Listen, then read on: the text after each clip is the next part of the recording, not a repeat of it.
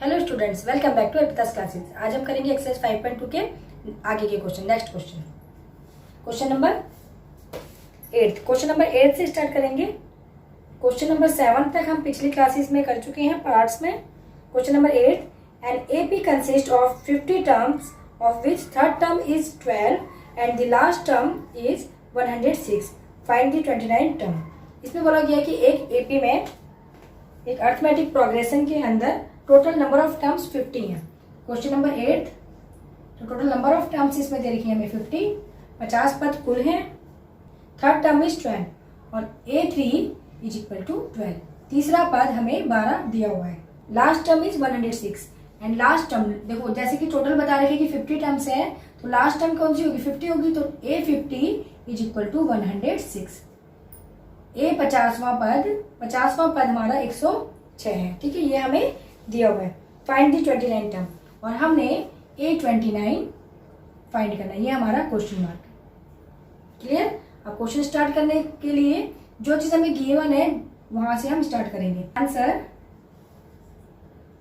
A50 is equal to A plus 49D। ये हमारा formula है। फॉर्मूले में A50 की वैल्यू पुट करेंगे 106 is equal to same as plus 49D। ये सॉल्व तो होगा नहीं आगे, क्योंकि ये अनलाइक टर्म्स है, असमान पद है, तो इसीलिए हम इसको फर्स्ट इक्वेशन मान लेते हैं। सेकंड इक्वेशन के लिए A3 से सॉल्व करेंगे। A3 is equal to A plus 2D। A3 की वैल्यू गिवन है 12, यहाँ पे 12 पुट करेंगे is equal to A plus 2D। ये हो गई हमारी second equation.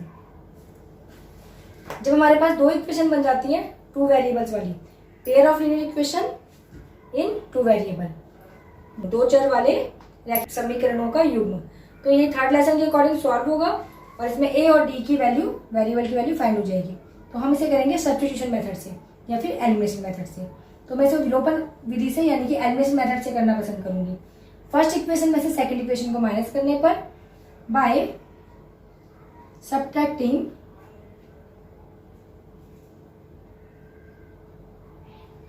Second equation from first, समीकरण 2 को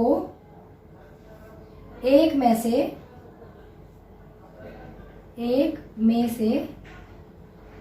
घटाने पर माइनस कर देते हैं। पहले समीकरण 1 ले लेते हैं। 106 is equal to A plus 49D first equation, and second equation को एलिमिनेट करेंगे तो 12 is equal to A plus 2D। Sign change हो जाएंगे, माइनस, ये भी माइनस और ये माइनस, ये एलिमिनेट हो गया। A से A eliminate and plus minus minus, 49 में से 2 माइनस करेंगे तो 47 और D। 47D is equal two plus minus minus, 106 में से 12 माइनस करेंगे 94। ओके, लेफ्ट हैंड साइड पे 94 आंसर आया, राइट हैंड साइड पे 47D। अब ये 47 यहाँ पे मल्टीप्लाई में है, इसको यहाँ पे डिवाइड में ले लेंगे, तो 94 divided by 47 is equal to D। Clear? 47 बन जाए 47, 47 2 जा 94, 2 is equal to D। D की वैल्यू आ गई 2, यानी कि दो के डिफरेंस में, दो का आपका सारवंतर जा रहा है। इसमें 2 के डिफरेंस में चल रही है। A की वैल्यू फाइंड करने के लिए इस वाली वैल्यू को फर्स्ट इक्वेशन में रखेंगे या सेकंड में, तो सेकंड में रख लेते हैं। सेकंड इक्वेशन है 12 is equal to A plus 2D।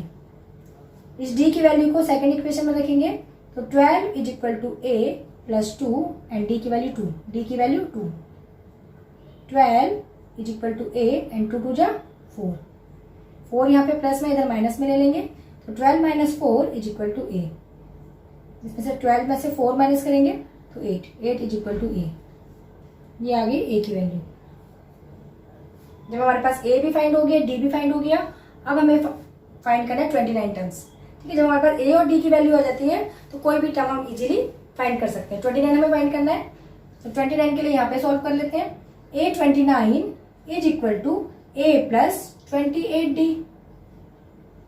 ये रहेगा ना फॉर्मूला, A प्लस 28D।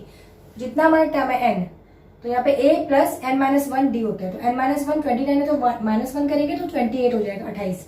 ठीक है, a 29 is equal to a की वैल्यू कितनी है यहाँ पे देखिए 8 आ जाएगा, प्लस 28 एंड d की वैल्यू आई आपके पास 2। ओके, यहाँ पे 2 पुट कर लेंगे। a 29 is equal to 8 plus 28 2 जा 56। a 29 is equal to 64। Okay, ये आपकी वैल्यू आ गई a 29 की। इसको आप ऑब्जर्वेशन में रखेंगे इन दी बॉक्स और यहाँ पे लिखेंगे आंसर। 29 टर्म हमें फाइंड करना था तो फाइंड हो गया 64। आंसर आया हमारा यहाँ पे 64। ठीक है, तो ये आपका 8th क्वेश्चन कंप्लीट हुआ। Question number 9th, if the third term and the ninth term of an AP are 4 and minus 8 respectively, which term of the AP is 0? इसमें आपको गिवन है थर्ड टर्म और ninth term. Question number 9, third term and ninth term respectively आपको दी हुई है क्रमशः, यानी कि तीसरा पद और नौवां पद आपको क्रमशः दिया हुआ है 4 and minus 8। Third term given है 4 एंड नाइन्थ टर्म गिवन है -8।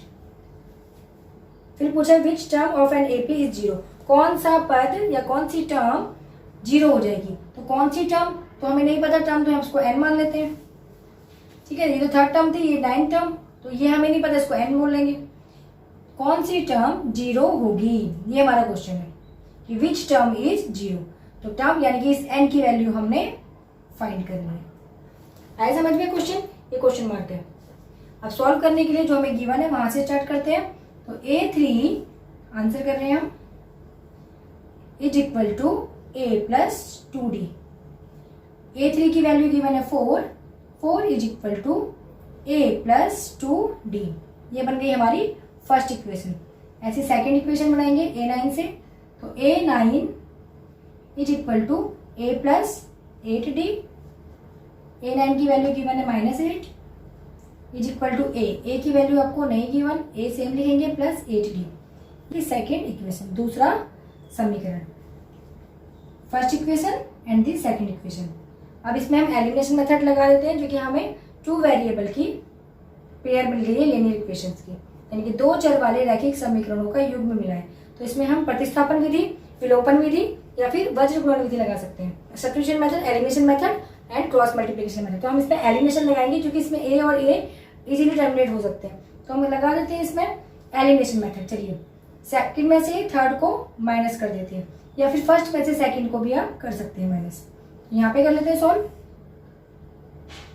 Bye subtracting equation second from first. समीकरण 2 को 1 में से घटाने पर 2 को 1 में से घटाएंगे तो 2 नीचे लिखेंगे और 1 पहले लिखेंगे। तो पहले 1 लिख लेते हैं, यानी कि first equation 4 is equal to a plus 2d। ये फर्स्ट इक्वेशन थी हमारी, ये हमने यहाँ पुट कर दी। सेकेंड इक्वेशन यहाँ पुट करेंगे -8 is equal to a plus 8d। इसमें हम लाइक टर्म के नीचे लाइक टर्म, समान पद के नीचे समान पद रहेंगे। देखिए, a के नीचे a और d के नीचे d और नंबर के नीचे नंबर। फिर इसको एलिमिनेशन लगाने के लिए हम सब्ट्रैक्ट कर रहे हैं, यानी कि घटा रहे हैं। घटाने के लिए हमारे साइन चेंज हो जाते हैं, ये हो जाएगा प्लस, ये माइनस एंड ये माइनस। प्लस माइनस माइनस, 8 में से 2 माइनस करेंगे 6 और बड़े नंबर का साइन माइनस बन चुका है, तो यहाँ minus and D. Plus minus minus, a में से a हम सब्ट्रैक्ट करेंगे, माइनस करेंगे तो ये कैंसिल हो जाएगा, यानी कि a में से a गया, कुछ नहीं यहाँ पे बचा। प्लस प्लस, ये माइनस का साइन था, ये प्लस बन चुका है, तो ये प्लस हो जाएगा। 8 एंड 4 12 हो जाते हैं इज इक्वल टू। ठीक है, और यहाँ पे साइन रहेगा प्लस का, यहाँ पे था माइनस का। तो 12 यहाँ पे ये मल्टीप्लाई में, यहाँ पे डिवाइड में आ जाएगा इज इक्वल टू डी। 6 1 जा 6, 6 2 12, और ये साइन माइनस का था, उसको ऊपर पुट कर देते हैं यहाँ से हटा के। तो हमारा आंसर आ जाएगा d is equal to -2। D की वैल्यू -2 आ गई आपकी। ठीक है, यानी कि 2 के गैप में 2 कम होते हुए आपकी एपीज चल रही हैं, आपके साथ समांतर श्रेणियां चल रही है। तो ए की वैल्यू फाइंड करने के लिए क्या करेंगे, इस डी की वैल्यू को आइदर फर्स्ट इक्वेशन में और सेकंड इक्वेशन में आप पुट करेंगे। तो हम फर्स्ट इक्वेशन में पुट कर लेते हैं डी की वैल्यू को, सॉल्व करेंगे।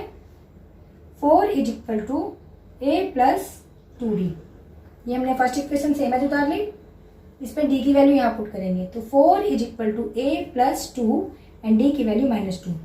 4 is equal to A plus minus minus into 2 जा 4, 4 ये प्लस यहाँ पे माइनस में है 4, यहाँ पे प्लस में आ जाएगा, इज इक्वल टू ए, यानी कि 8 इज इक्वल टू ए। ए की वैल्यू आ गई 8, ए हमें फाइंड हुआ 8। हमसे पूछा था कि ए एन 0 है, तो एन इज इक्वल टू कितना होगा, एन पे कौन सी वैल्यू आएगी जहाँ पे हमारा ये 0 हो जाए। तो सॉल्व करने के लिए a n is equal to A plus n minus 1 d का फॉर्मूला लगाएंगे। ये फॉर्मूला है हमारा, एन हमें नहीं पता था इसलिए एन माइनस 1 डी, और यदि हमें एन पता होता है जैसे कि हमें एन अगर फाइंड है, एन हमें 3 पता है, तो A 3 is equal to A plus 2 D हो जाएगा। और यदि एन हमें 9 है तो ए प्लस 8 डी, यानी कि 1 कम हो जाता है लेस। यहाँ पे तो हमें फाइंड नहीं है, तो हम एन माइनस 1 का फॉर्मूला ही लगाएंगे। अब ए एन की वैल्यू गिवन है 0, 0 कौन से टर्म पे आएगा ये एन हमने फाइंड करना है, ठीक है। 0 कौन से पद पर आएगा ये पद हमने फाइंड करना है। इज इक्वल टू ए की वैल्यू हमें यहाँ से फाइंड हो गई 8 प्लस एन को सेम रखेंगे -1, और डी की वैल्यू हमें यहाँ फाइंड होगी -2। अब ये 8 यहाँ पे प्लस में है, इधर माइनस में ले जाते हैं -8, और ये मल्टीप्लाई में यहाँ पे डिवाइड में ले लेंगे इसको -2 is equal to n minus 1। Minus से माइनस कैंसिल एंड 2 1 जा 2, 2 4 जा 8, यहाँ पे 4 आ जाएगा। 4 is equal to n minus 1, ये -1 है यहाँ पे आके प्लस में हो जाएगा, तो 4 plus 1 is equal to n, यानी कि n की वैल्यू आ गई आपकी 5। 4 प्लस 1 5, तो यहाँ पे n आपका फाइंड हुआ 5। इसका मतलब फिफ्थ वाली जो टर्म होगी उसमें आपकी वैल्यू 0 आएगी, वो जो आपका एपी जाएगा उसमें फिफ्थ टर्म में 0 वैल्यू फाइंड होगी। आपको समझ में आ गया। A5 में A1 पे तो आपकी वैल्यू 8 है, फिर A2 पे -2 करेंगे तो A2 पे कितनी आएगी, जैसे AP की यदि हम बात करें तो A1 पे आपकी AP 8 है, और फिर D -2 का डिफरेंस जा रहा है, दो कम करेंगे तो A2 पे जाएगा 6, तीसरे वाले पद पे जाएगा A3 पे 4, उसके बाद फिर 2 कम करेंगे तो A4 पे जाएगा 2, और फिर 2 कम करेंगे तो A5 पे जाएगा 0, यानी कि A1 A2 A3 A4 A5, ये 5 पे जाके 5वें पद पे जाके हमारी वैल्यू 0 आएगी, ठीक है ना। तो यही हमारा आंसर है कि A5 इज इक्वल टू 0, यानी कि फिफ्थ टर्म में जाके वैल्यू 0 हो जाएगी। आए समझ में। तो ये आपका 9th क्वेश्चन भी कंप्लीट हुआ। Question number 10, the 17th term of an AP exceeds its 10th term by 7, find the common difference. इसमें देखिए क्या कहा गया है, क्वेश्चन में कहा गया है कि एक AP की 17 टर्म 10th टर्म से 7 अधिक है, ठीक है। क्वेश्चन नंबर 10, AP की जो 17th टर्म है, 17वां जो पद है वो 10th टर्म से 10वें पद से 7 अधिक है।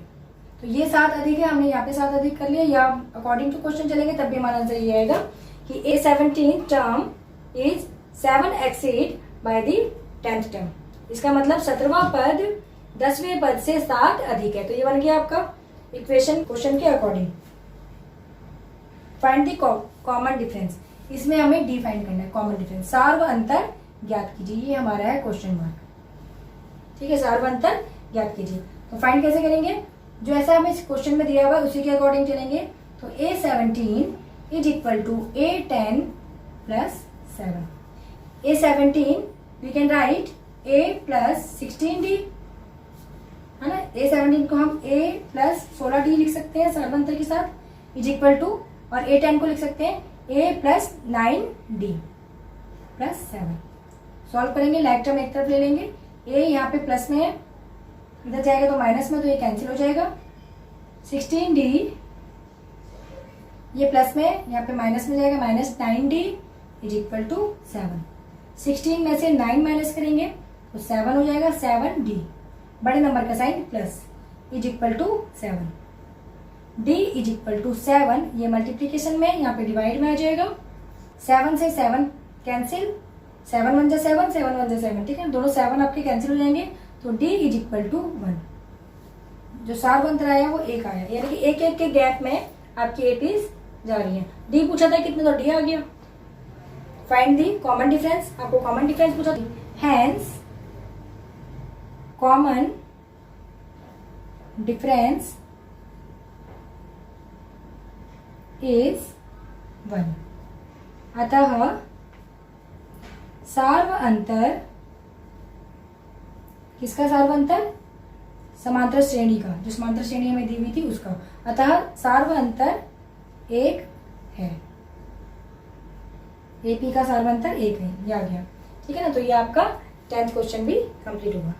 Question number 11, which term of AP 3, 15, 27, 39, ये आपको एपी गिवन है 3, 15, 27, 39। क्वेश्चन नंबर 11, आपको एपी गिवन है 3, 15, 27, 39, 3, 15, 27, 39 आपको एपी गिवन है। इसी तरह से एपी आगे चलेगी। क्वेश्चन कह रहा है कौन सी टर्म 54th टर्म से 132 मोर देन होगी, यानी कि 54वें पद से 132 अधिक होगी। कौन सी टर्म? तो कौन सी टर्म हमें पता नहीं कौन सी टर्म है, ये 1 है, 2 है, 3 है, 100 है, कौन सी टर्म है हमें नहीं पता। तो ये वाली जो टर्म है ये 54 टर्म से 132 अधिक होगी। Which term more than 132, it's 54th term, यानी कि कौन सा पद, एपी का कौन सा पद अपने 54वें पद से 132 अधिक होगा, कौन सा पद, ये हमने फाइंड करना है, एन। तो इसके फाइंड करने के लिए हमारे पास जो गिवन है उससे चलेंगे। पहले ए हमें गिवन है, ये A1, A2, A3 इस तरीके से। तो A is equal to 3, A1 दिया है 3, D is equal to A2 minus A1, A2 minus A1, D is equal to A2, A2 की वैल्यू 15 यहाँ पे पुट करेंगे, माइनस A1 की वैल्यू 3 यहाँ पुट करेंगे, D इज इक्वल टू 15 में से 3 माइनस करेंगे 12, ये आ गया आपका difference, D is equal to 12। Okay, यहाँ पे वैल्यूज पुट करनी है, ये सारी A और D हमें फाइंड हो गया, और ये वाली वैल्यूज यहाँ पुट करनी है। तो AN is equal to A54 plus 132। तो AN की वैल्यू AN लिखेंगे इज इक्वल टू A54 को हम A प्लस 53D बोल सकते हैं, ठीक है ना, ऐसे बोल सकते हैं इसको, plus 132। AN is equal to A की वैल्यू हमें गिवन है 3 प्लस 53 सेम लिखेंगे, एंड D की वैल्यू हमने फाइंड कर ली 12, सार्व अंतर हमें 12 मिल गया, तो यहाँ पे लिखेंगे 12 प्लस 132।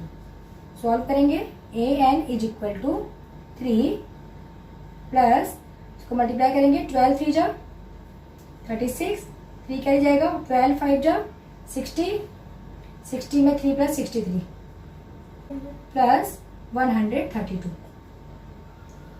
नाउ एड इट, अब इसको ऐड करेंगे, इक्वल टू 771, इसको ऐड करके 771 आ गया। ये आ गया हमारी AN की वैल्यू आई है, ये टर्म की वैल्यू। इसमें पूछा था विच टर्म, ये टर्म पूछा था N, तो N की वैल्यू हमें फाइंड करनी है। AN is equal to A plus N minus 1D। AN की value 771 is equal to A की वैल्यू हमें गिवन है 3, ये 3 है, plus N minus 1 and D की वैल्यू गिवन है 12, ये 12 यहाँ पुट करेंगे, सॉल्व करेंगे। 771, ये 3 आपका प्लस में है, यहाँ पे माइनस में आ जाएगा, इज इक्वल टू ये 12 है, यहाँ पे मल्टीप्लाई में, यहाँ पे डिवाइड में ले लेते हैं एक साथ में, N माइनस 1। 771 से 3 माइनस करेंगे तो यहाँ पे आंसर आ जाएगा 768 divided by 12 is equal to N minus 1। 12 1 जा 12, 12 6 जा 72, 72 एंड 4, यहाँ पे 4 क्या जाएगा 48 हो जाएगा, 12 4 जा 48, ये 64 आ गया। तो 64 is equal to N minus 1 का, यहाँ पे माइनस वाला है जो इसको प्लस में ले लेते हैं, plus 1 is equal to N। 64 में 1 प्लस करेंगे 65, इज इक्वल टू n। इसका मतलब 65 नंबर वाली जो टर्म होगी हमारी, ये 65 नंबर वाली टर्म जो है वो आपके 771 होगी। इसका मतलब ये A65 पे जाके आपका आंसर 771 आएगा। 771 किसको सॉल्व करके है? ये जो सिचुएशन आपको दी हुई थी कि A54 से 132 ये मोर देन है AN, इस सिचुएशन को सॉल्व करके 771 आया था। और 771 कौन से टर्म पे है? तो ये 65 टर्म पे है, n की वैल्यू 65, तो ये 65वें पद पे आएगी। तो ये हमारा आंसर है n इज इक्वल टू 65, ये आंसर है। ठीक है ना? तो ये आपका 11th क्वेश्चन भी कंप्लीट हुआ। आई होप कि आपको ये सोल्यूशन समझ में आए होंगे और डेली इसी तरह से कुछ क्वेश्चन करते रहिए। Okay, take care, goodbye and keep practising.